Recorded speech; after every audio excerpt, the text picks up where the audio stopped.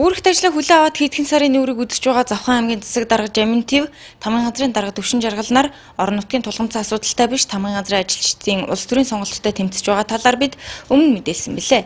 Хэдхэн сарын хугацаанд засаг ноёны улс төрийн өвчлөөс үүдэн Улиастай сумын төрийн жинхэнэ албан хаагчаар үр бүтээлтэй олон жил ажилласан 20 хүн Улиастай сумын засаг дарга Инх хамгаалал нарын албан тушаалтнуудын тушаалаар үүрэгт ажлаасаа мөн дахин үндэслэлгүй халагдаад байна. Жишээ нь нэг баг нь 2-оос 5,000 хүртэл хүн амтай Багахан сумын дайны оршин суугчтай нийт 6 багийн нийгмийн ажилтнууд нэгэн зэрэг ажилласаа халагдсан байх юм а.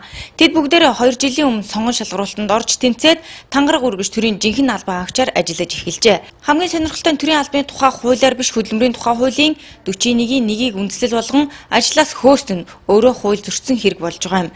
Халах тушаал үйлдвэрлэдэг Жамин Тэв, Төвшин Жаргал, Инх хамгаалал нарын хуулийг гуйл болгож байгаа энэ үйлдэлийг эсэргүүцэж байгаагаа нийгмийн ажилтнууд мэдэгдэж байна.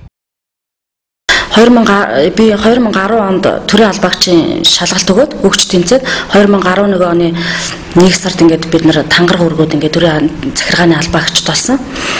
Гэтэл сая инженер сонгогдсон засаг дарга сая 2013 оны 3 сарын 7-нд одоо бид нарыг ингээд хөдөлмөрийн тухай хуулиар ингээд халтсан. Тэгээд бидний төрийн захиргааны албан хаагчид адил хөдөлмөрийн хуулийн 41-ээр халсныг үндэслэлгүй гэж үзэж байна. Хуулиндаа бол 30 хоногийн дотор мэдэгдэх зохистой юм билээ. Төрийн албан хаагчийг бол бүр 45 хоногийн